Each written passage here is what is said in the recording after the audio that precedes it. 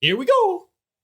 Bum, bum, bum, bum, bum, bum, bum, bum, bum, bum, bum, bum, We have changed things up on Oilers Nation Radio.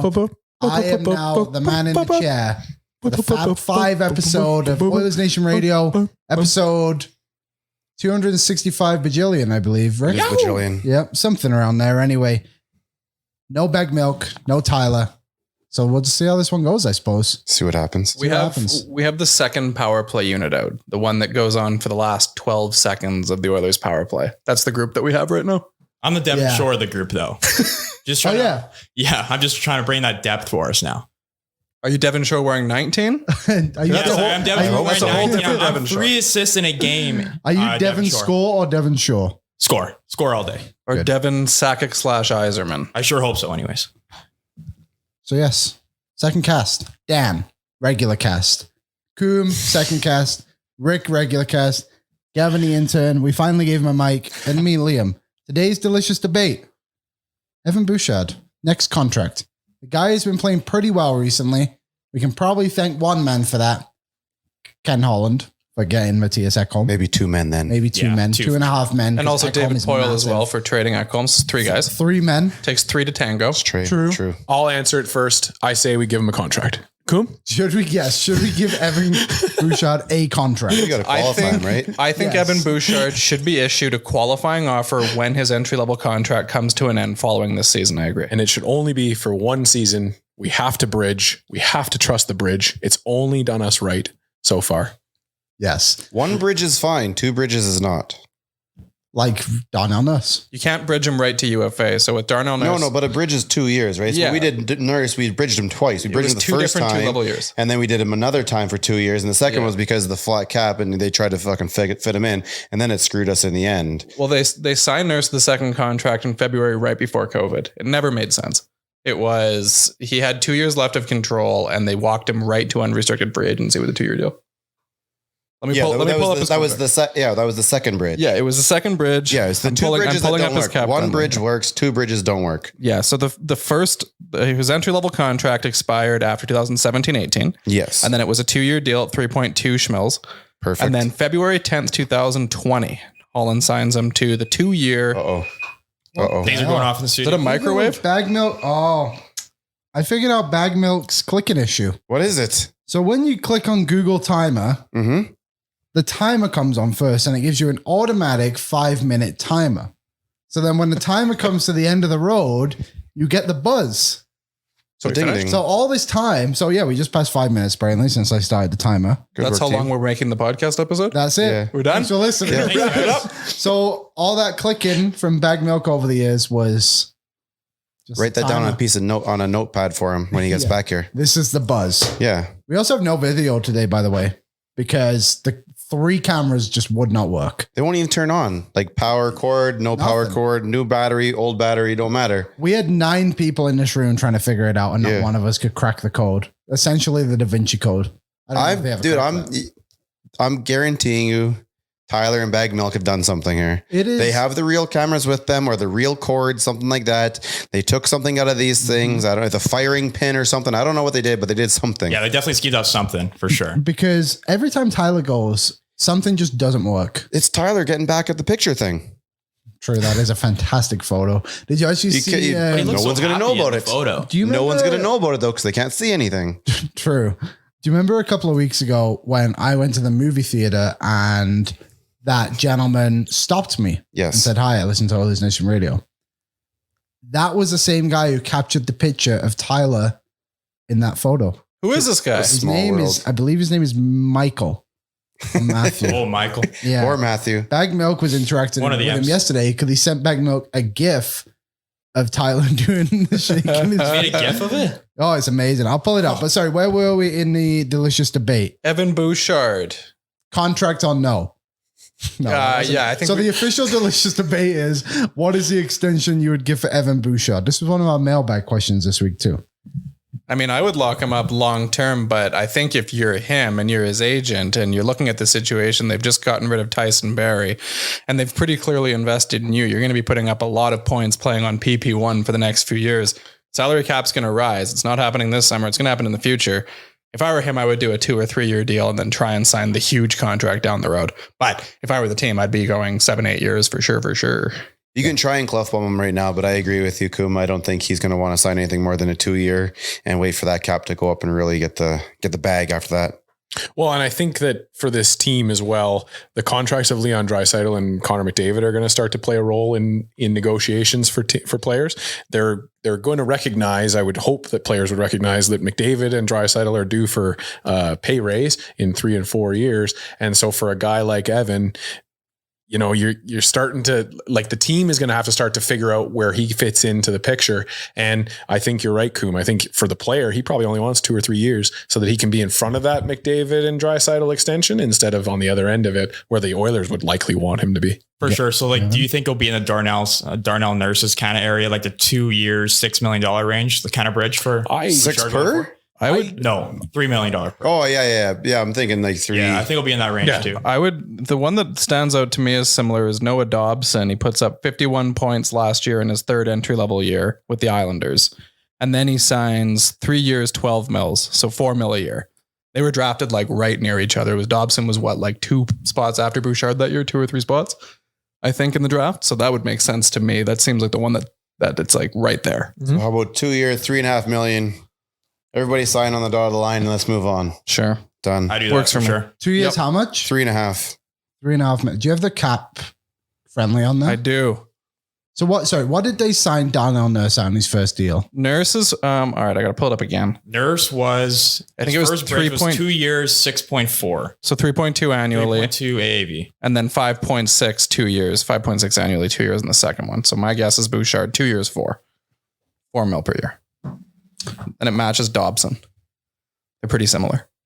Yeah, I mean, I got a feeling that Evan Bouchard is just going to look at the situation and be like, okay, well, why would I do that? But maybe he's a team player. You can't command anything really. No, yet. he can't. No. You just kind of have to, you have to, at this point in this team, you have to find a way to fit in. So how much would you pay him, Rick? 3.5 for 2 years. Dan? Ideally, I would want to go 5 years, I think. Yeah, but he's not going to want to. I know, and that's the thing. I understand that completely. But if you're asking me, I'm pushing to have him pass the McDavid Draisaitl signings. And then if I'm talking that number, then I'm looking at like 5 million or 4.5 million kind of AAV. I'd probably do the tiers. I wouldn't go anything more than 4 though. That probably 4 makes mil? sense. Probably makes sense. Yeah.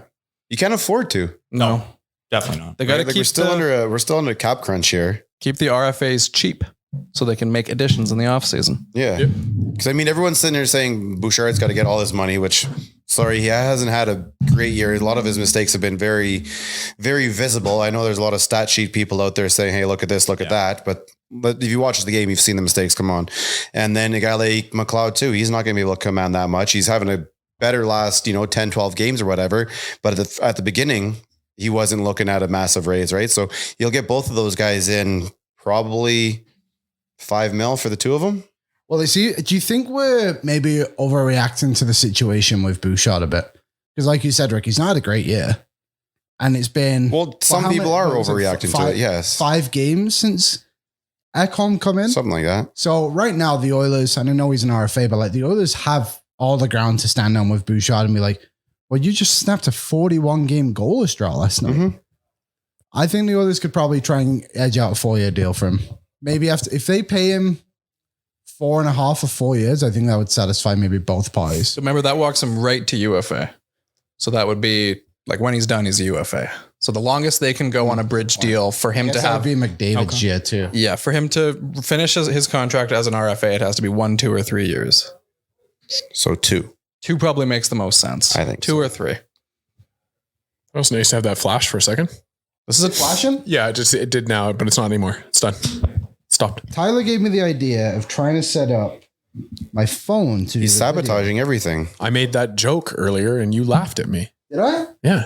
We When I thought said about... we could do it by phone. Hand. We thought about just kind of doing the podcast where everyone's holding their own phone selfie style. Yeah, and like a part vlog, part podcast kind of thing. Yeah.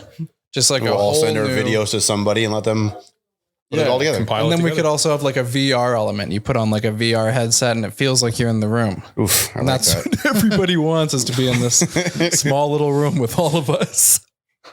We can fit 9. We found Yeah, that we out just earlier. found that Yeah, out we did today. just find that out. But yes, so I think we're all extending Bouchard. I mean, Well, yeah. I think it's just a debate of do you bridge or do you go long term? Yep. Obviously, every single fan is going to sit here and say, well, get him long term. But is the decision Easier is said it Well, and Bouchard? like we touched on too, I don't think Bouchard will want to go long term either. I think he'll want to do that bridge. I think, though, Kenton Holland has done a very good job of re-signing players. Like the Zach Cassian one was a mistake. The Darnell Nurse one wasn't really his fault because he'd already taken 2 bridge deals. He managed to get McLeod on more like 750. He's done a very good job. Very Skinner. good. Nuge, Skinner. 3 You years. got Nashville eat some Coooms deal and enough so we get Bukestad. Yeah, and even because everyone's laughing, it's like, oh, it was only 4%. It's like, Yeah, yeah, but that 4% exactly knocked what it down would to I- 6 million, and the others had the space to go and get Bukestad. We just set a franchise record in face-off ceiling. Yeah. So it's like a small detail, but it's big. And the smaller detail to me is that they made Nashville use one of those spots for another 3 years. They've burned one of their spots to be able to eat contracts for 3 years. And that's not nothing. We saw what Arizona could do with that. We've seen what other teams can do when they take on that dead cap space. So I think last night was probably how the Oilers would want the blue line to roll every single night, which in the sense of, because I think if I pull it up here, Nurse and Ekholm both played around 20 minutes. Like the top 2 pairs both played pretty close. Is that kind of how It you guys was would want Nurse to be? played 24 minutes, 41 seconds. CC played 21:35. Ekholm 20:47. Bouchard 19:43. And then third pairing Kulak was 16:36 with Darnay's at 14:54. So like a little bit more spread out than usual, right? I do hope though we work in Broberg a little bit still down the Yeah, stretch. I guess that's a question for tomorrow's game as well. Like, are you rotating Broberg into the lineup right now, or would you keep the lineup exactly how it is to last night? Keep it the same. I wouldn't change it after that win. You wouldn't change it at I all. think that was their most impressive win of the season, in my opinion. Why? What was most impressive about it? I think it was, the fact they played the Bruins, a team that they were on a 10-game winning streak going into that, and they hadn't lost a game at home in forever or blown a lead where they were winning a game at home in like over a year, I think it was. Since we did it Since last we time. did it. Yeah, the Oilers did I it. saw that tweet earlier. November. That was from 24 Jack November Michaels. 11th, 2021 or Yeah. something like that. Yeah, somewhere around there. Just the fact that like they were able to win that game without McDavid or Draisaitl taking it over, and they just won based on depth and goaltending and just strong play. It wasn't one of the 2 guys willing the team to a win where they got outshot 40-10. That fourth line, the way they handled the first line of the Bruins was hilarious. It was amazing. It made no sense. It was It was like an elephant being scared by a mouse. well. Brad Marchand finished -2 last night and scored a goal 5-on-5. Pretty amazing, to be honest. We scored two of the 3 goals with Bergeron on the ice. That's right, we did, and we got him in the penalty box, which was No, he something. did it to himself, but yeah. Jack Michaels had the tweet last night. It was the last time the Bruins lost in regulation when leading after 2 periods came on November 11th, 2021 on home ice in Boston against Edmonton. Anyone remember that game? Nope. No, me I do neither. not. Me neither. Okay. I have an ad to read. Not an ad. This is an organic read. I just have a thought I need to express. Coom, What? have you been to Jasper recently? Or would you like to? I would love to go to Jasper. Would you like what? I have been, and I would love to go again. Well, just go through our friends Tourism Jasper, Coom. Okay. Here's some things you can do. Spring skiing. Oh, You could just wear your Oilers jersey. Do you have an Oilers jersey? I haven't actually purchased a new Oilers jersey it's been a long time. Just Boy. the Oilers jersey? Oh, Like, you can no. put some pants on too. I Okay. suppose. Your Just checking. Oilers I was like- pajamas. Who's your Oilers jersey? My most recent Oilers jersey purchase is from it's a Ladislav Schmid jersey from the hang a block shots. mid late 2000s. It's that like dark It's glorious. Well, mine is Leon Draisaitl. That is my most recent one, the Orange Crush one from 2017. I was thinking about going and looking for an on sale Oscar Klefbom jersey, but he's not technically gone yet, so I don't think they put them on sale yet. Do you remember? It was not even that long ago that there was like the Jesse Puljujarvi ones were on sale for like 25% off, and Yeah. people would just focus on that one, and they zoomed out, and it was actually The whole all of them. 25%. They're trading everyone. They're all gone. Okay. Tourism Jasper. Spring skiing in Jasper. Warmer temperatures. Drinks on the patio. I like Sign me that. up for that one. Escape cards still available for half price lift tickets at Marmot Basin. Conditions are still great. with lots of new terrain open. I've heard there's been a lot of snow up there actually recently. There's a ton of snow. Let's keep it up there then. Yeah, there's actually been quite a bit of snow here. Yesterday was shitty. Clearer days for epic views. That's sick.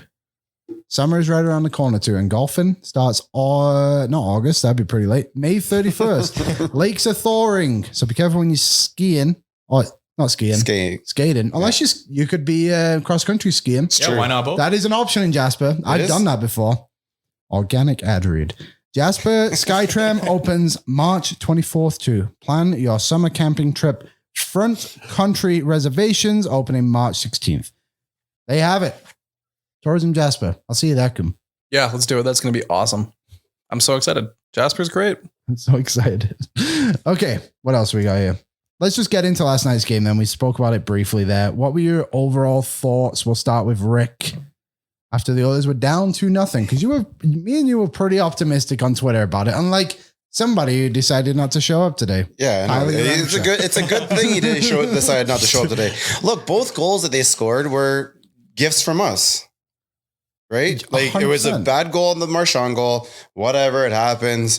And then there was a bad play behind the net that ended up in the net with 0.2 seconds left. I get it.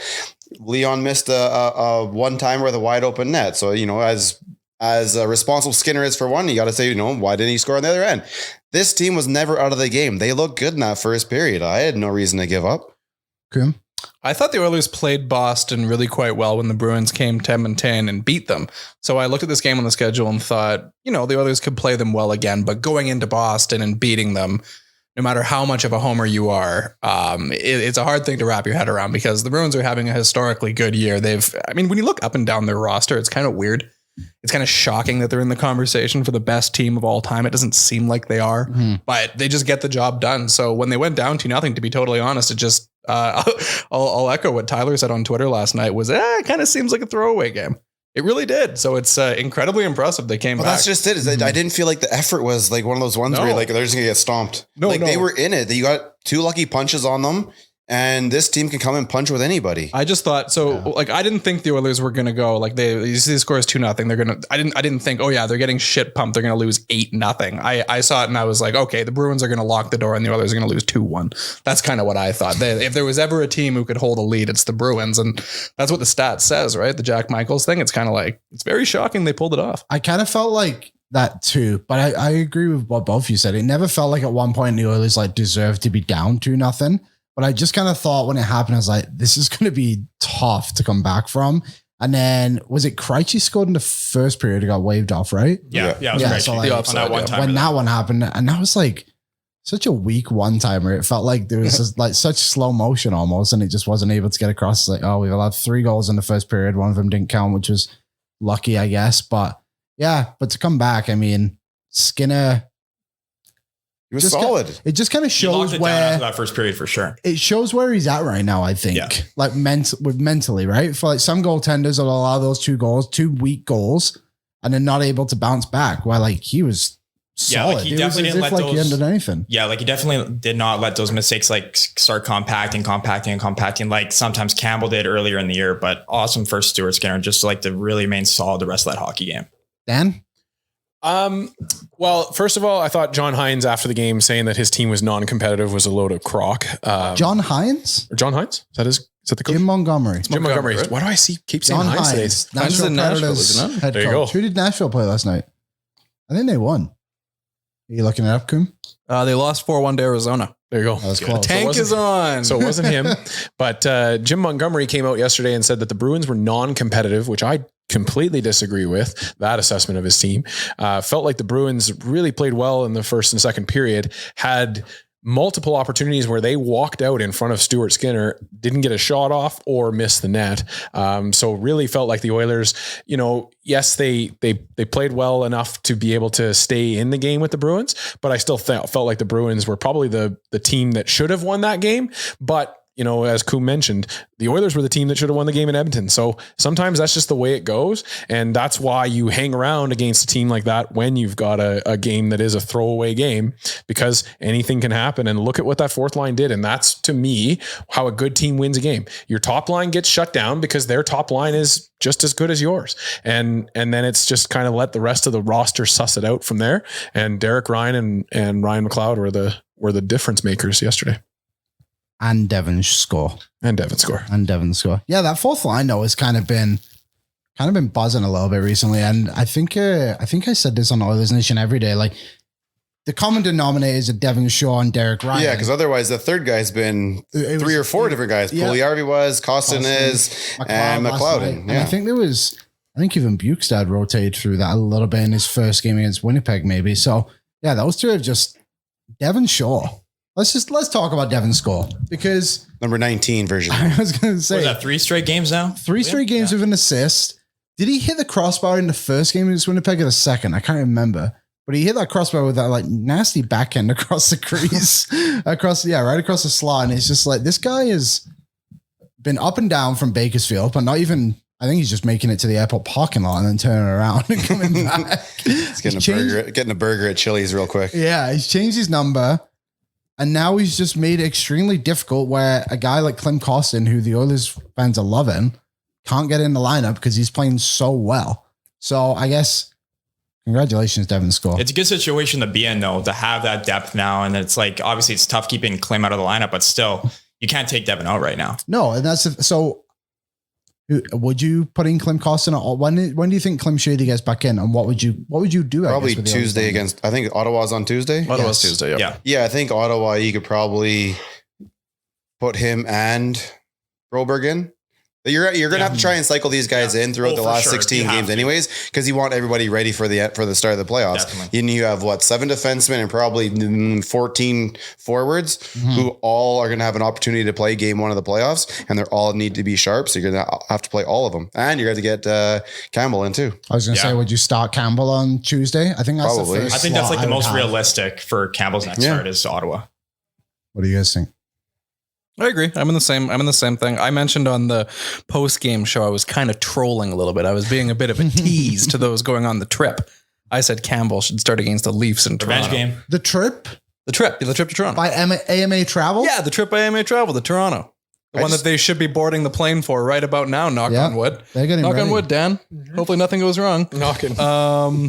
I joked that Campbell should start there. Revenge game. Goes into Toronto. He's familiar. Wants to show up his old teammates.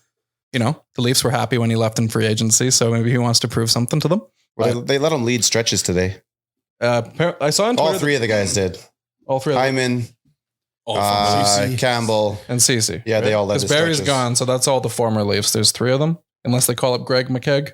Greg the Egg. Greg the Egg. McKegg. Greg the Egg. We did have that theory the other week when they played Toronto here that they would call up the Egg to start the left game. I think the Egg's on the second line in Baco right now too. I'm not surprised. Greg McKegg was once traded for Zach Hyman. That's right. Thoughts? The Florida-Toronto deal, wasn't it? Florida-Toronto deal. If Greg McKegg goes to Florida, Zach Hyman goes to the 6. Interesting swap. Now they're under the same umbrella. The Oilers won the trade because they got both guys. Both are stars. Yeah. It was a Ken Holland masterclass. It was. He planned this whole thing out. Leafs fans were excited when the Zach Hyman walked and they replaced him with Michael Bunting. They felt pretty good about themselves. Yeah. But you look at their lineup. We should actually talk about this. Lafferty being their second line center. Sam Lafferty, now for some reason is Toronto's second line center. They look, JT, their $11 million man, being on the third line. They made about 1 million trades before the deadline, and their roster looks weird. They don't have a forward group, and they have 9 defensemen.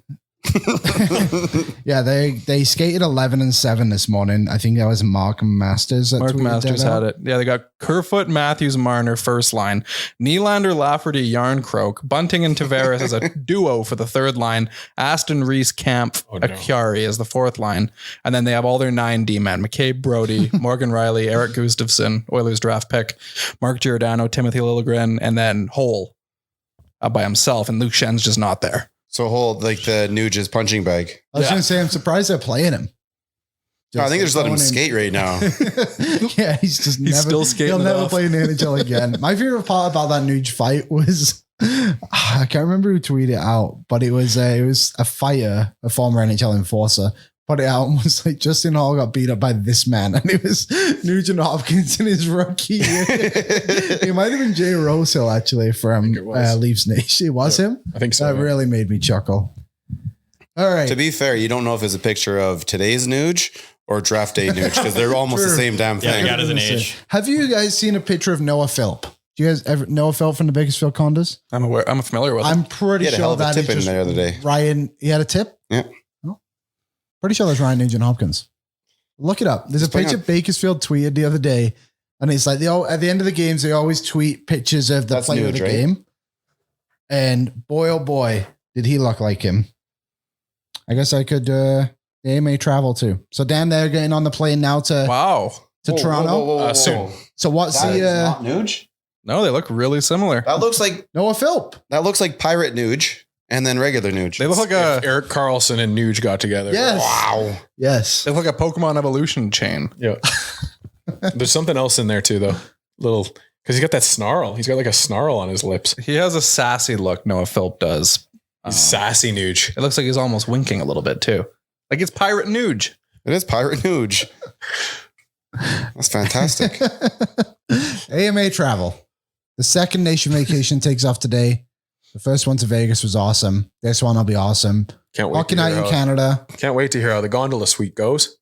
Yes. How gonna do you be feel awesome. about not being able to go to this? I'm pretty upset that I'm not there just because like I feel like if you're going to get an experience in another team's barn, it should be something like a suite or something where it's like, you're never going to get that access ever again. And so they're in for a really cool experience as long as they get there. Are you making a phone call? Has been wonderful to be able to help us figure out and navigate all these flight changes and issues that have happened. So thanks to AMA. Are you making a phone call right now? No.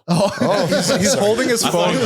He's on hold right now. It's my security blanket because this whole time I've been checking my phone. Yeah. I've been really appreciative that we don't have a video going today because I have been checking my emails incessantly. I got a video. Oh This no! thing is rolling. Oh no! I'm going to pause it actually right now. Boop. And then re-record it so that I can actually send these videos to watch later on. I just have an hour-long video. It takes me weeks to send. Smart. But I agree, Dan. I feel, Coom, have you been on a nation vacation? Long time ago. I was on the OG trip. He was a member of the Cabana Boys. Was that Vegas? With Brooke. I was on the OG Vegas trip. I was on the first two of them. And I've been on many a bus trips down to Calgary, including the one where I left the Saddle Dome with a shovel. And the other one where I returned with the Man, shovel. we had that shovel in past security, and then everybody started to make a big deal out of it. And like the secondary security is like, what are these guys doing?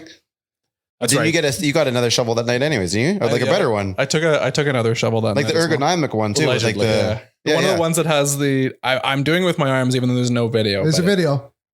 it's a shovel that goes like this, you know? It has like it's a ergonomic. Is that what it is? Yeah, I think so. What Well- you did though is you really hurt Calgary's chances of getting a new arena because their shovel budget ate into the arena budget. I was going to say, why was there a shovel in the Sad Dome?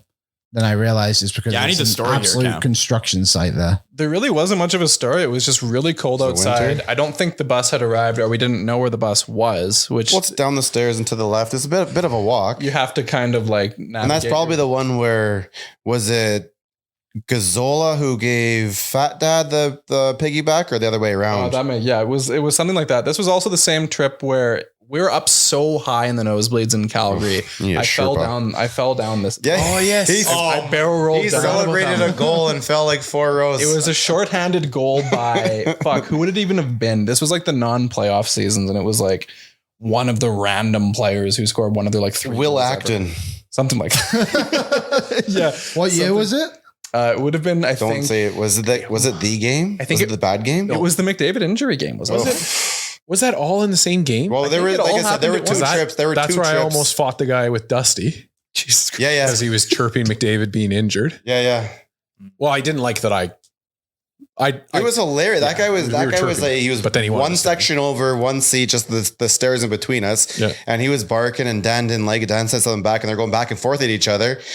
And then I was about to stand up, and then Dusty stands, like 8 foot tall Dusty stands up. One row behind And me. I was like, all right, well, I guess I don't have to do anything here. So I just stayed there. Did he hit his head on the ceiling? The guy- with a bunch of his the guy did end up standing up to me, and then I stood up, and then Dusty was right there. And that Yeah, was the all end of a sudden, this guy wasn't 8 feet tall, so And then he he ran was away pretty towered. He quick, was yeah. towered pretty quickly. He was just done.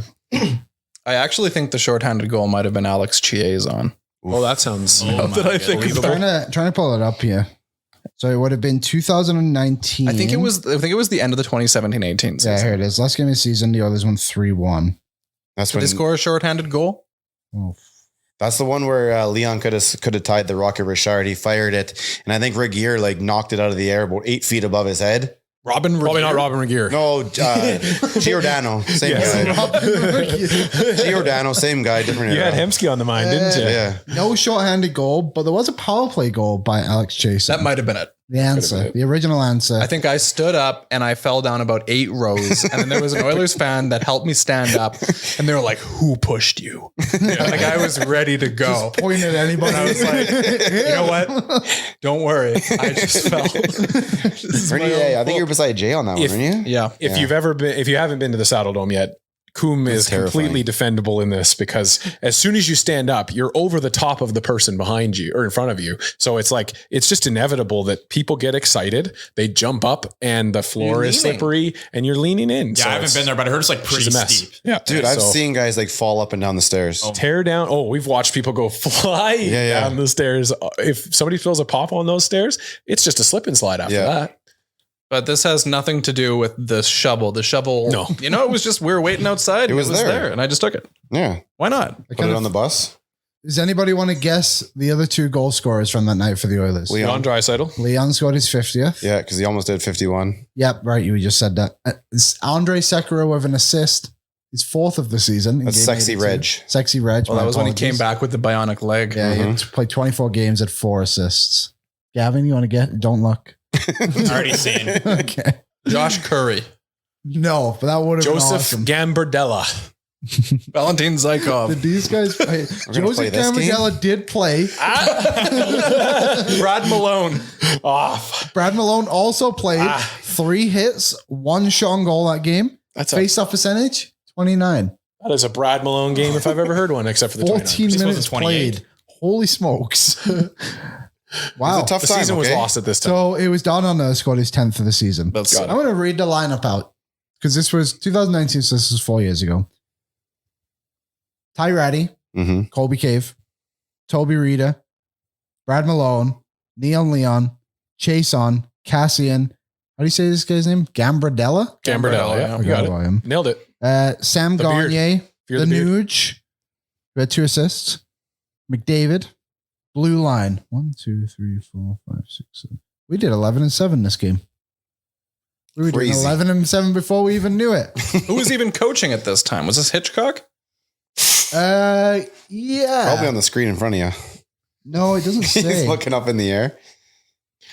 Oh yeah, Ken Hitchcock versus Bill Peters. Scratches for the Oilers.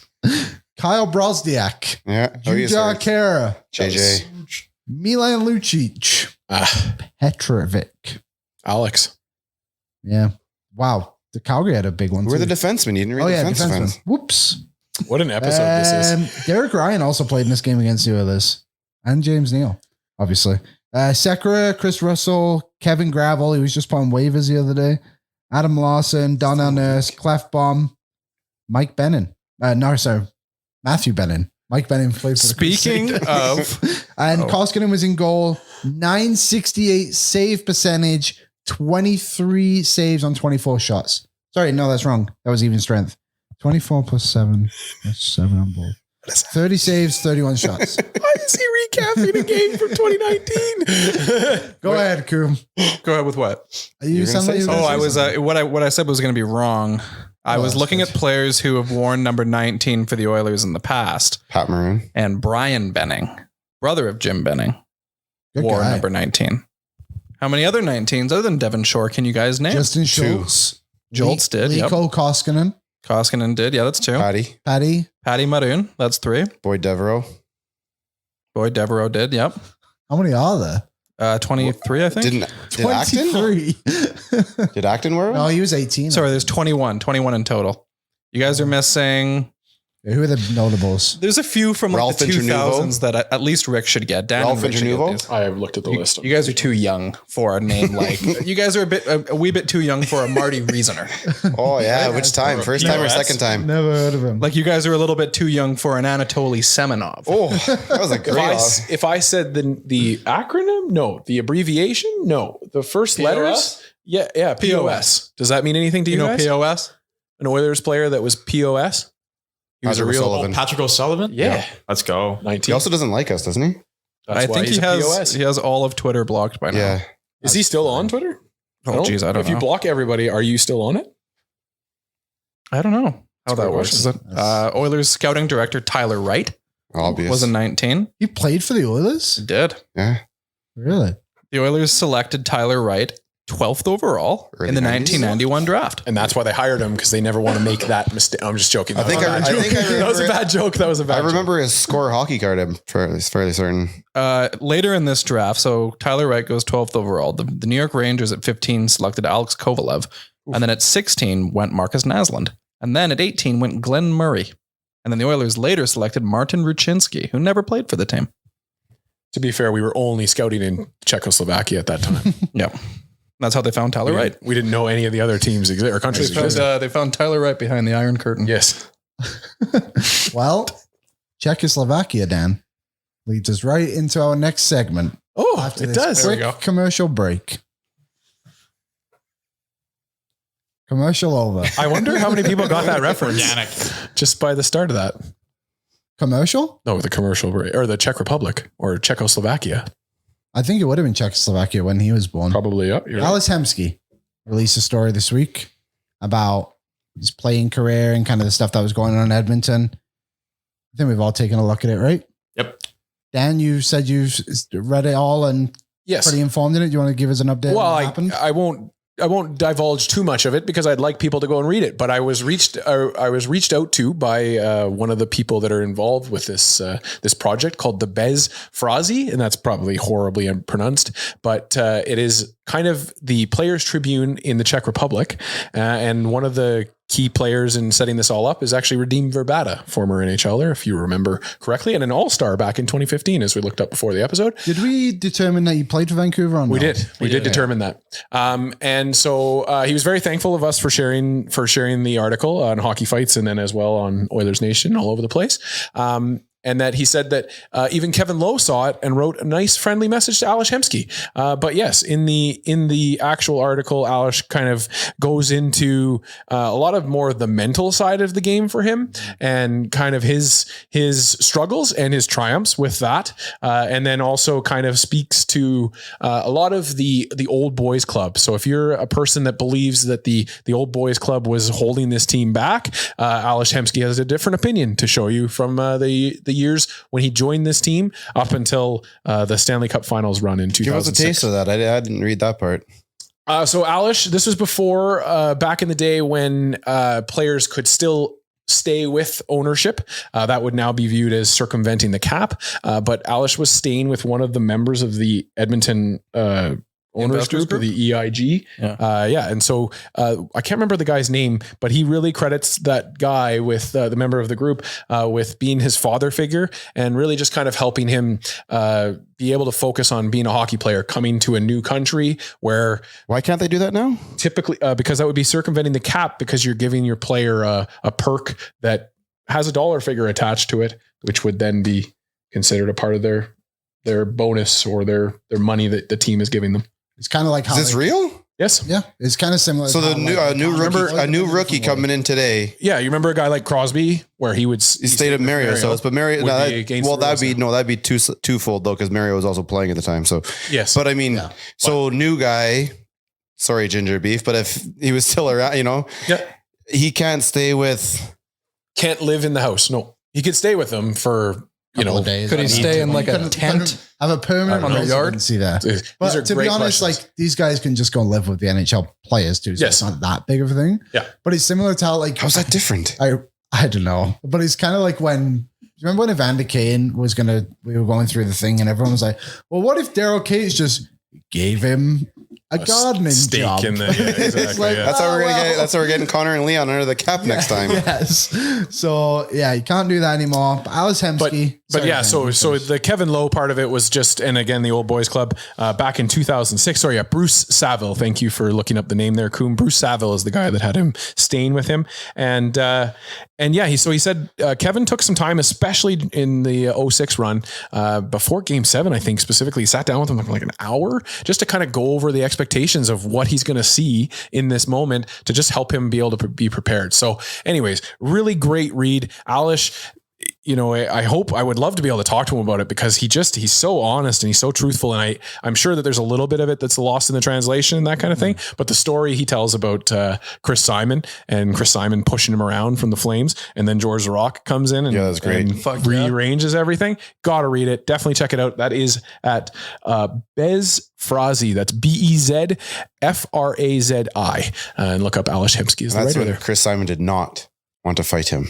Yes, that But was he did not really that give was him the exactly option. what he referenced. Yeah, he said that he I guess Hemsky had stirred it up with Simon during the shift previous, and then Simon was ready to kill him. No, He and then told when George's- because when George went out there and fought him, and when Simon came out, he skated past He Hemsky repeated and it. said, "I'm going to kill you." And then Hemsky's like, "Oh shit, now what?" Went to the bench. When George's, "Hey George's, this what's up?" And George's like, "Okay, give me a minute." And then that was the end of the that was the end of the thing that I was read. the end of the clip I don't that I know what gave the hell you. happened afterwards. I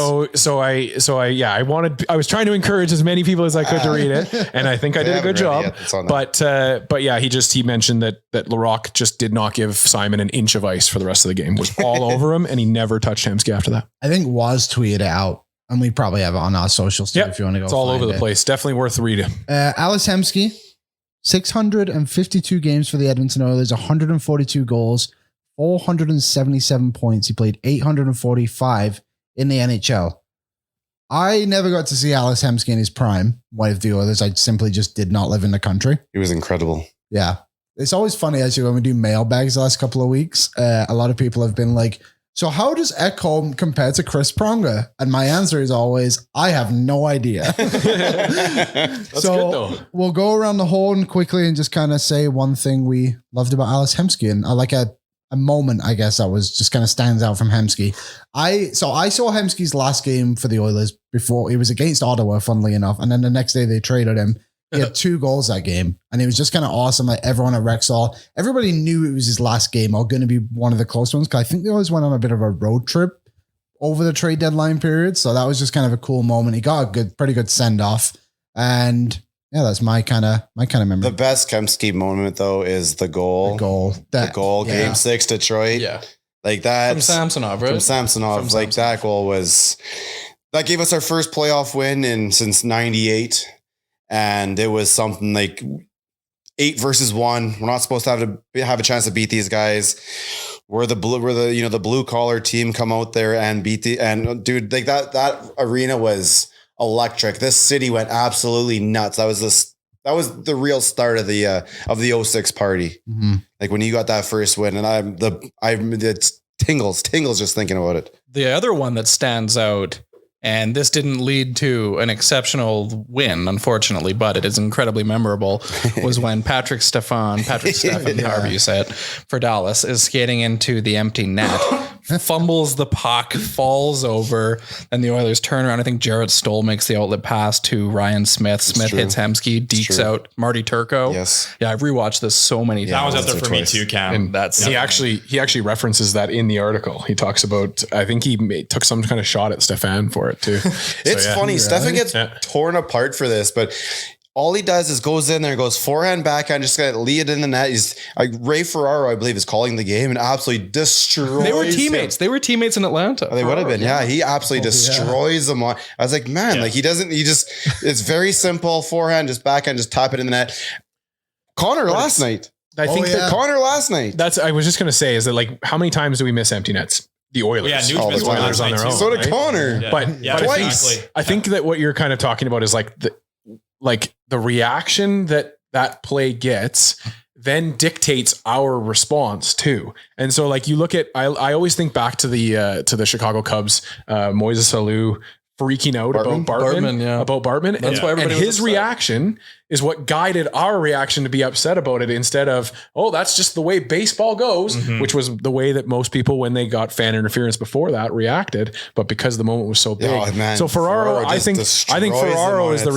reason that Stefan can always look back on that one and be mad. Well, you don't even need a call. You don't even play by play. Just play on video, and you're like, whoa. Well, and to this day, like that'll be top 10 missed plays in the NHL ever. That's also on Sportsnet. It's top 10 missed plays of sports. Exactly. Yeah. It's in the top 3 every that'll be time. forever ingrained. There's another interesting thing that should be pointed out with this is that because of that, they wound up losing that game in the shootout. Yep. And they tied for 5th last in the league with the Blackhawks. Had they have just lost that game, right, they would have been in 5th last, and the Blackhawks won the draft lottery that year. So Yeah. the Oilers would have been in And that then spot. They get Patrick Kane. It was Patrick Kane. Kane's But I name? don't think the Oilers would have drafted Patrick Kane first overall. There was a D-man in that draft they liked. I'll pull it up. 2007 NHL draft. Gavin, what's your favorite Alice Hemsky moment? Like what Cam just mentioned is definitely up there for me. And just overall, like Alex Hemsky was the first jersey I got as a kid. And that's just one player I kind of gravitated towards throughout his entire time in Edmonton as well, because he's from the Czech Republic, so is my family. So that's just one player I really hooked onto. that makes Do you have sense. one, Dan? Hemsky moment? Specifically, no. I thought personally, I thought it was really cool when he showed up this year at the Lloydminster I event was thinking about that and too. really kind of blew away everybody that was in Lloydminster, including Kennedy, Kylie, and Waz. Just to get so excited to see him show up. I love that he's an Edmonton Oilers fan. And that's what I really got out of that article. A lot of them was are. just like straight up. He said, I had multiple opportunities to leave that team. And every time he said, I couldn't do it because I just loved that team so much. And so, yeah, I mean, you hear such an honest and raw truth out of him, but just being an Edmonton Oilers fan is cool to me. Would that have been the NHL 2006 draft or 2007? It was 2007. The player I think they would have picked was Kyle Turris. Because they tried to trade up to get him. So You think we would have taken Kyle Turris First overall. Patty Yeah. over Kane? Pat Kane? Yes. does that That not would have just been add a- up though? I'm for that? jumping out this window. Hey, listen. that's a with- Western Canadian kid. You think Kevin Lowe's going to draft a Yank first overall? Come on.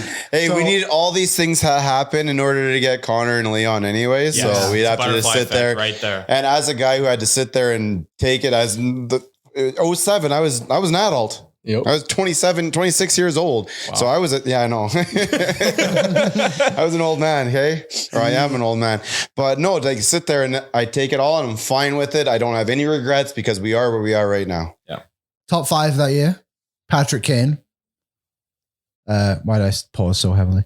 James Van Riemsdyk, Kyle Turris, Thomas Hickey, Calgary boy. Maybe it could There's have been another him. one they might have picked. You never know. Didn't we get Hickey Kyle eventually? Alsner. Did they? I think No, we got they- Hickey eventually. No, they never got him. He they was on were- the Islanders he was- forever. He was rumored to come to us when we got Forbert in the Wisnowski, I think. Wisnowski, Forbert? No, it was Tubert. Tubert, that's the Penner, one. and Sorry, the first I round always get pick that for mixed up. Tubert. I think that That's right. Hickey was the rumor back That's then, it. though. Yeah, was that's what it was. Was Turris at a salmon arm? BC, no, BCHL. it was Burnaby Express, which is now Coquitlam. I saw Turris showed up on the Senators' feed today. He's Oh, did he coaching really? his team in Ottawa these days. He's coaching the Sens? No, he's coaching. just his 5-year-olds, He's I think. coaching in the BCHL too. He just did That's the impressive. the top prospects game in BC. He was one of the coaches. The other one, Duncan Keith. Oh. So there you Like go. it. Oilers obviously took Sam Gagner 6th overall in 2007. Yes. Do you know actually when I came? And then so that Alex was the Font first. and Riley Nash. Yeah. Yes. What were some of the names that went on after both? Jane Jacob Voracek Logan was there. Couture went 9. Logan Couture. Oh, who else is there? Ryan Riley McDonough. Nash, Kevin Riley Nash. Shattenkirk. Max Pacioretty. David Perron went 26th. Yeah, there you have it. Jamie Just not a Benn lot. went in the 6th round. PK Subban went 43rd overall. It's always funny to sometimes go back and look at these drafts. See And, where this- everyone and then went. there's people out there really like, stupid Oilers. How'd you miss on PK Subban? yeah. How'd you miss on Jamie Benny when in the 6th round? Well, everybody did 6 times. Yeah. Like, come on. Betway, Gavin. No Yes. Tyler today, so I will let you tell us what you did for Betway yesterday. Yesterday, I chased the juice and I hit the money line. And nice. We all know how it started. I wish I kind of hit the live bet as well on the money line, but I didn't. But still got cashed out, so I'll take it. My buddy hit the live comeback. What do you get that at? I'll try and find it here Because I was actually curious. Good. Here it is, plus 390. He hit it.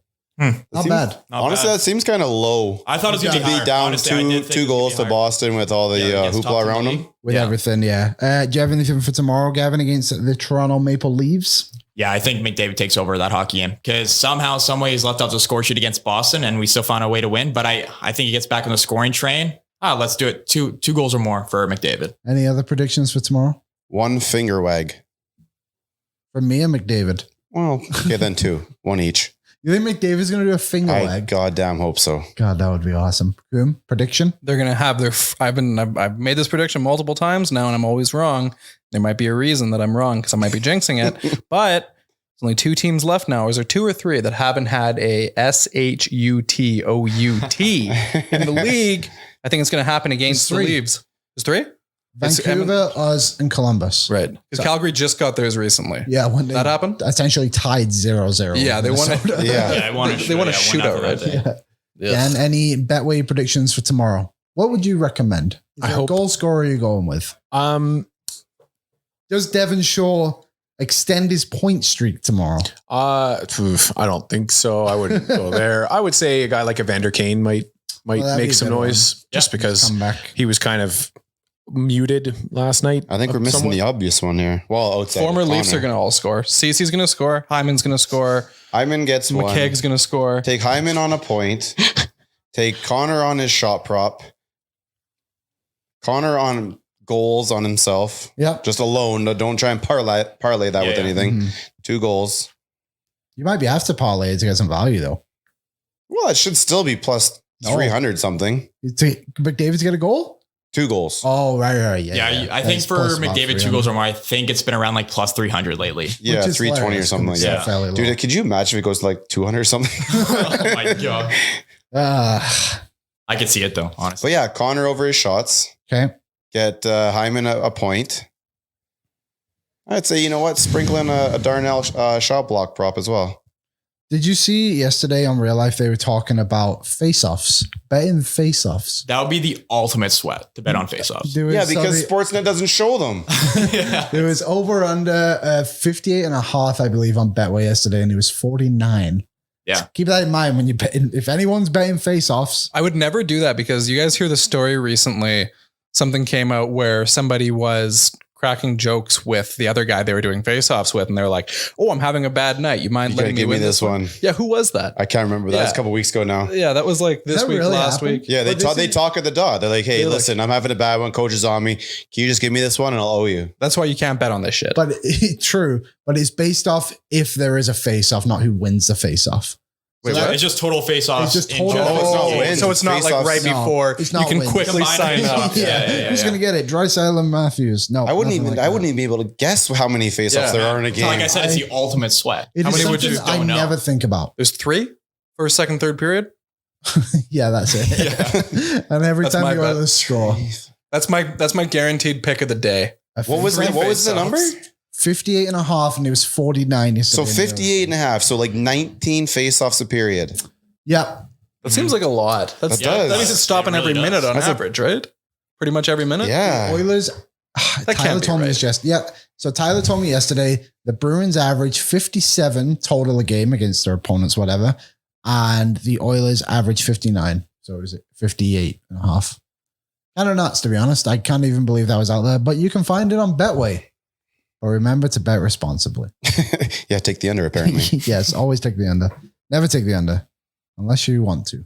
It's your bet and your money, but just bet responsibly. And if you do it responsibly. Ask the idiots. Um, This one's by Oodle Noodle. I'm going to say it. They have stickers there now. Did everyone know that? All Oodle Noodle locations in Edmonton are giving away free Oilers Nation stickers to fans. Visit Oodle Noodle locations today to snag a ticket. Not a ticket. Sticker. Sticker. I was thinking. But grab some of- food too. Don't just go in there for a sticker. Do you have to be a Yeah. paying customer for a sticker? Or can you just grab one? It just says you can just grab one.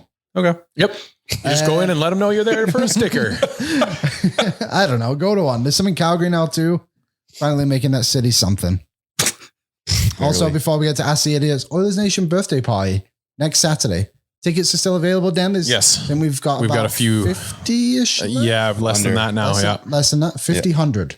Under 100. Yes. Are we all going? 50, 100. We will all be there. Everyone here's going? I'm going. I'm I going. will be there. Physically, I'll be there. You going? Yep. Rick, you're going? You ever been to the plant before? Once, I think. It was for your going away party before you came back again. Join us in celebrating our adventure with a blast from the past 2000 inspired bash. That rhymes so well. Tickets are $20.07. I bought 4 tickets yesterday. My family is coming. It's at the Pint downtown. All proceeds go for free play for kids. With the ticket, you get entry into the party. You get to watch the Oilers beat up on the Seattle Kraken, allegedly. That'll happen. Swag bag, including an exclusive Oilers Nation tee. And you get drawn into all the prizes, Dan, if you buy a ticket, right? Yep. And you get a prepaid drink. Yep. They have Correct. it. NationGate.ca ticket. Shirts look real good too, by the way. Going to be ice luge. There's going to be an ice luge. Oh, yeah. Shot That luge. will be nice. It's exciting. I see it is. Dan, I'll come to you first. Yes. Okay. With Jesse Puljujarvi now traded, is Kyler Yamamoto in the crosshairs as the next whipping boy for frustrated fans and the traditional media? That's from Dallas. We are not the traditional media. No, I would say that we're probably looking at defensemen. If you're looking for a new tribute, it'll probably be a defenseman. So no, I don't think Kyler Yamamoto is due. Coom? Yeah, I disagree. I think it'll be ahead of him on the list. The expectations for Evan Bouchard will be spectacular. We have a history of having a hard time with puck-moving defensemen all the way back to Tom Poti, Jeff Petrie, Joltz. Never ends. Then we also have a goalie who's struggling immensely, and then there's Darnell Nurse. He makes all that money. And then maybe a new European winger will appear that all the old school types can get angry about. Rick?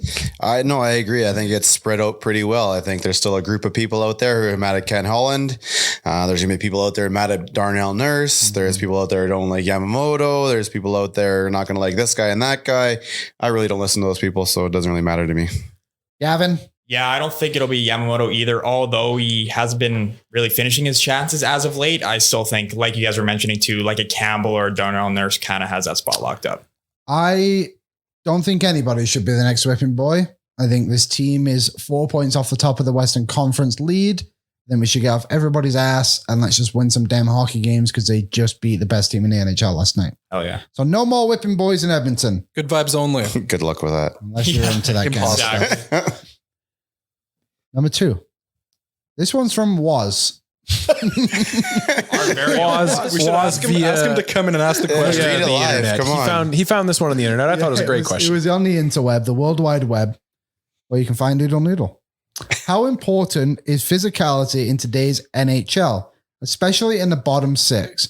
With how fast and skilled the league has become, how much of a factor does physicality play? For example, grit and hitting. That was from via was from somebody else who I can't remember on Twitter. Dan, you want to answer this one quick? I like the question because to me, I feel like traditionally the West has always been that conference where they felt like we were the meat grinder, talked about how, the team coming out of there is going to be banged up, all those things.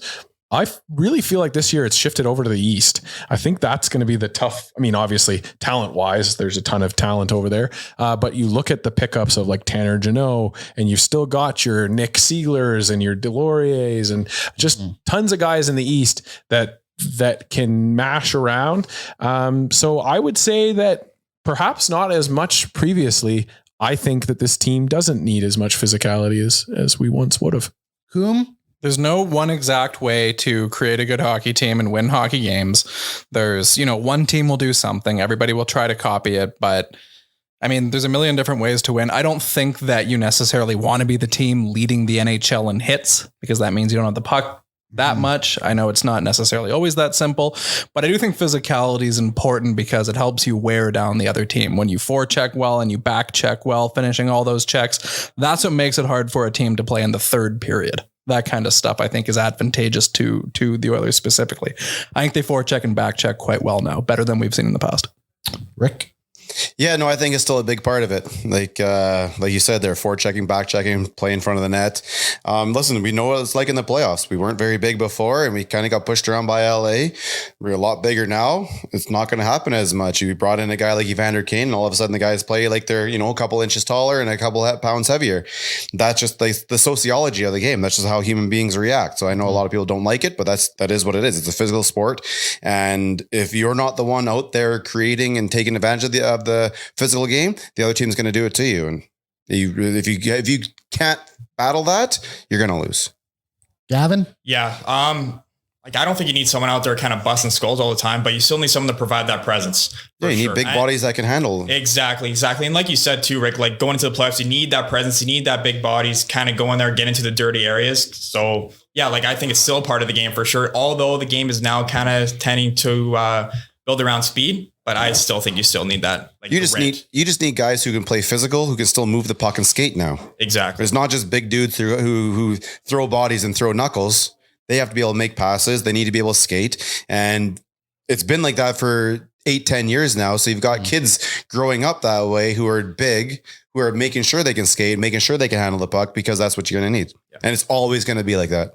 Yeah. I think physicality is obviously part of the game still. And I kind of see what this person's saying in the sense of is the Oilers bottom six strong enough? But I think it is. There's some good size in there and everything. Size of the dog in the fight sometimes. Multi-dimensional skill sets. That's what you want. Guys who do a bunch of things well. Yeah. And I think our bottom six does that. I think we do have a lot of talent in our bottom six now, and they have that depth that provide that scoring ability and have that size down there as well. You don't need massive hits, but when you get a chance to fucking hit a dude, you got to hit him. Yeah, and I don't think it has to come from the bottom six. I think that's just kind of the stigma around a bottom six player. Right? It's they can't do anything, so they just got to hit everything that moves. It's then we've moved past the days of Steve McIntyre and those kind of guys, right? Warren Fogel's a big guy. He's not going to drop the gloves, but he'll hit you if you're around. Yeah, size of the dog in the fight now. Yeah, or size of the fight in the dog, I mean. Yamamoto, the smallest guy on the ice. He's probably the most aggressive player on the ice. I don't think it's... Devin Shore, he'll throw a hit. He's not a huge guy. No, I think he's 6'1". Well, I'm, not a huge guy. That's not huge anymore. I'm 6'1". Right? That's true. I'm 5'11" and 3/8. 3/8? 3/8, yes. Why don't you just say 6 feet? Yeah, we'll give you that I'll give it to you. I would never lie. If you said you were 6 feet tall, I'd be like, you're right. Liam's 6 feet tall. Yep. You have my seal of approval. What is 6 feet? That is 6 feet. That guy right there, 6 feet tall. Yeah. Never a doubt in my mind. I haven't asked the idiot's question. I'm gonna ask. So this one, the AJHL playoffs start this weekend. Mm-hmm. So if you're in one of those areas that has an AJHL game, go give it a watch. It's a 2-part question. 1, have you guys ever been to an AJHL game? 2, can you name one NHL alumni that is from the AJHL? AJHL alumni that plays in the NHL. Colton Parayko played in the You can't name the same player either. So I started and I had the easiest one. Colton Parayko played for the Fort McMurray Oil Barons. And if you can guess the team, you get an extra point. It was stunning. He jumped from midget AA to the AJHL in 1 year. Did you ever hear the story what Gord Thibodeau told about that? It's quite funny actually. So Fort McMurray, obviously being north, they do tryouts they do camps in St. Albert, usually, or in Edmonton area, and then one down south in Cochrane or something. So this was obviously the St. Albert one where Parayko's from, the Edmonton. I think he's from St. Albert, isn't he? Yeah, he's from St. Albert. So he went there, midget AA guy, wasn't on the personal invites list, was just one of those blanket invites, came and they were like, who the hell is this kid? And then just signed him and he went, the rest is history. What does he have? Just started an 8-year deal? Yeah, I think he's on his first year. Yeah. So there you go. Colton Parayko. And have you ever been to a game? No, but I went to a junior tryout for the Grand Prairie Storm when I was 16. Oh. But I've never been to a game. Where did you play? What? That year? Minor Hockey Association did you play with? Oh, Southside. Oh. That was after my Rem 15 year. I had no business being at that camp. So you were... Wow, there you have it. Rick? Yeah, no, I've definitely been to some of your Crusader games, buddy. Yeah, big game tonight, Fort McMurray, 7:00. Be there. I know. Ticket. Brodziak played for Fort Mac, did he not? Ooh, Kyle Brodziak. I'm trying to think of guys who played for the Crusaders. Did Blair Betts? Mike Comrie. No, Blair Betts never played. No, Brodziak never played. He was played for the Moose Jaw Warriors. Who am I thinking of? Mike Comrie played in the AJ. Did he not? Yeah, he Before played for us. No, in the Us? AJHL. Us. Oh no, that's Dub. No, Mike. He did. He played. Mike Cromie played for the Steel, did he not? The He played for the St. Albert Saints. The St. Albert Saints. And the Sherwood Park Crusaders. Yeah. And then went back to because he has like the because I remember when Carter Savoy was killing it in the AJ, we all looked at Mike Comrie's numbers and compared. Right, yeah. And Danny Heatley too. Danny Healy was on the goal scoring. Taking all Gavin's answers. Calgary Canucks. I still have one in my mind. So I'm trying to get all of them before you can say. Who's the little defenseman from Minnesota? Cale Makar. No. Oh, come on, man. That was it. Cale Makar on the You can't say it. I already said it. Who's the little defense? The captain of Spurgeon. Yeah, his brother. His brother. Because he was a part of the Oilers organization. Tyler Spurgeon? Yeah, Tyler Spurgeon. I think his brother was a part of the Oilers. Oh, there you have it. Tyler Spurgeon played. He's from Edmonton, 36 years old. Now plays in the Dell 2. Never played in the AJ. You're good at this, Rick. I'm Played for Kelowna. Have you been? You've still been a to right game, hand. I used to live in Sherwood Park for a bunch of years. So the first year I lived in Canada was 2007. And that year was the same year that Josh Healy played for the Crusaders. And he was a draft pick for the Calgary Flames. He was an undrafted free agent. Was he? Oh, well, there goes my answer. Carter Savoy. Dylan Holloway. Yeah? Yeah. He's played in the NHL, yeah. Gavin. Okay, well, Cale Makar's off the board, so I'm going to go with the most recent emergency goalie, Matt Berlin. Oh, yeah. Nice. For the crew. For the crew. And I have not been to a AJ game, but hopefully I'll catch one for the playoffs. Starts tonight. There we go. Did Skinner play in the AJ at all? No, or did he go never straight did. to Lethbridge? He went straight to Lethbridge. You know, Stuart Skinner was the reason Connor Bedard went to Regina. So Skinner was traded from Lethbridge to Swift Current for like a bunch of stuff, but in that was a 2020 first round pick. Wow. Which Lethbridge then traded to Regina for a couple of stuff. And Jake Lecision was the big package going back to, he went to Regina in the trade, I think, or something like that. But yeah, that's kind of how it all worked out. Who do you think won the trade? Hey, Swift Current got a WHL championship out of it. Everybody wins. So there you go. Okay, hot and cold performers. Gavin, you've been eager to do this. So what does Bag Milk say? We'll start with our veggies. Yeah, start with the veggies. So that's cold performer. Yep. Okay, let me get my buttons ready.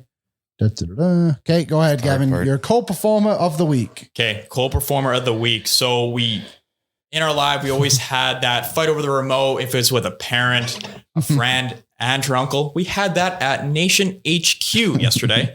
The majority of the office was watching golf because there's a tournament going on. The players. Yep, the Players Championship. Thanks, Liam. Without hesitation, without a stutter step, without a double move, our good old Waz gets up, grabs a remote, and turns on a little soccer game.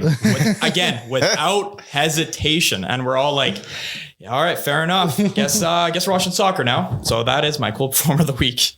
Are you thrilled? I'm not. Liam, you allowed them to turn off the Briar? I've had the Briar on most of the week, so I allowed the golf tap, and I love a golf. But it's the first round of the golf, first of 4. But we're getting down to eliminations in the Briar. Like Cooey knocked out Cooey yesterday afternoon. You would have missed while you were sitting here. I saw the awkward hug after the match. Yeah, that was close up until about the 7th end. Bouchard was up on Darren Malden, former teammates. Last time when Bouchard won the Briar, Malden was on his team. Oof. What a You world. guys are kind of missing something here, which is that spring training baseball games are on. Yeah, but they're usually over by like 2. Yeah. 11 to 2. That's what occupies the TV, in my opinion. That's fair. 11 to 2. Okay, Rick, what's your cold performer of the week? Well, it's obvious. I think it's everybody who was against the team last night after the first period. You don't give up on this team. You never have, and you should never. I'm upset. Yeah, that was it. Coom, cold performer of the week. This is what I say almost every time I wind up on the show, is that it's still cold outside and we're over a week into March. I don't like it. I hate it. What? Oh, didn't mean to click it. Look at the final cold. time there. My cold performer of the week. Just kind of what we said off the top. Somehow, some way, every time Tyler leaves, something doesn't work in this office. It just doesn't make me look very good. I swear I know how to do things around here. That's what he says. So Tyler going on vacation, nothing working. Worse. Worse. Now we'll reverse the order. Coom. Top 'Cause that's what performer of the Banknote week. does. Coom. Okay. Oh, by the way, Dan left. Right? There's not letting down talk anymore. Sorry, Dan. Dan You've had enough. apparently had a hard out at 3 p.m. He had to get out of here. Boy, oh boy, did he leave at 3. He up and left. Okay, I'm gonna say the Blue Jays today ended the Boston Red Sox perfect spring training. The Red Sox had not lost a game the first 2 weeks, and the Blue Jays beat them 2-0 in a spring training game. We the best. Rick. Well, I think it's pretty obvious. It's number 19, Devin Score. Devin Score. My Look boy. what he's doing right now. He's carrying this team. That hot performer.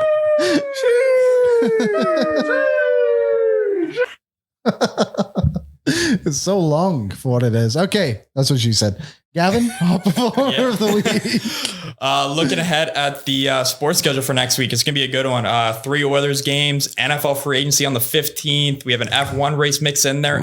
And like Coom just said, spring training's up and going. So next week in sports. Baseball.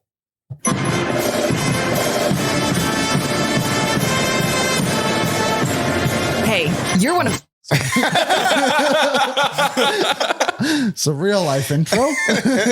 It just says Harvard Old. So I thought that was just a band. I always That's forget. fair. that I like one, to so start. Yeah, it was good. I Hey, just gotta cut it off. For the Now we know. hey, you're still listening to this. What is wrong with you? my hot performer of the week. What could I go with? What did I do last week, Rick? Oh, I have no idea. It's usually a pretty good story, though. No, I don't have much. Tell a story. No, we were running out of time last Tell a week, so story Tyler from- made everyone go really I fast. got rushed. Yeah. Tell a story from your youth. How's your fish? Fish is thriving. I'm still trying to find a way. Did you sneak in the? No, I haven't got to that yet. Oh, yeah. I haven't been able to sneak in. She hasn't noticed?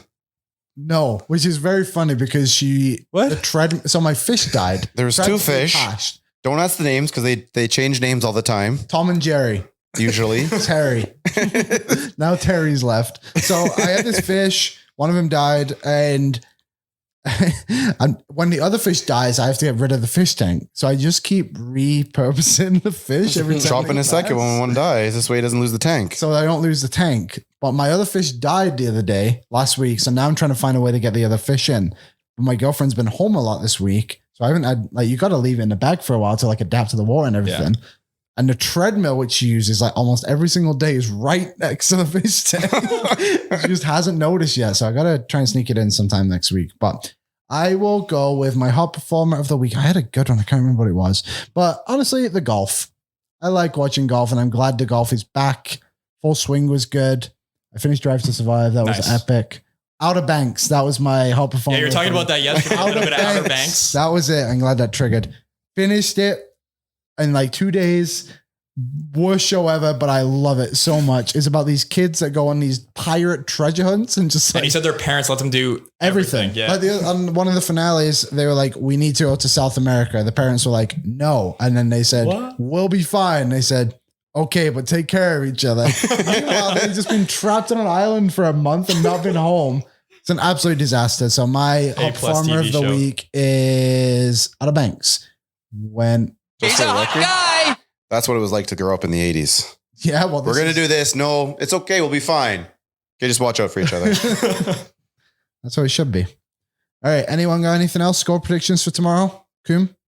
1-0 for the Oilers. Yep. 4-2 Edmonton. Gavin? 5-3 Edmonton. 5-2 power play goal and an empty net. Any closing thoughts? Oh, I have something to point out. I noticed this today because I looked in the back end. Bag Milk was writing the game day post. And you know how we write the game number? It's game number 67 tomorrow against the Leafs. And the Leafs haven't won the Stanley Cup since 1967, which was before the moon landing. Allegedly. The alleged moon landing. Well, that's a wrap on Oilers Nation Radio episode 267 bajillion. Thank you, Tourism Jasper, Betway. What else are you going to get? AMA Travel, Oodle Noodle. Go get your stickers. And get your tickets for the Oilers Nation 15th birthday bash at the Pint downtown. Tyler will be serving drinks, Shots. shots. A lot of people were asking him for stuff, and he just kept saying, "I'm going to give you a rum and coke, no matter what you ask for." Yeah, they were bringing out some pretty tough ones. I don't even think I don't remember last time I even seen a Harvey Wallbanger. So yeah, oh boy, what a name!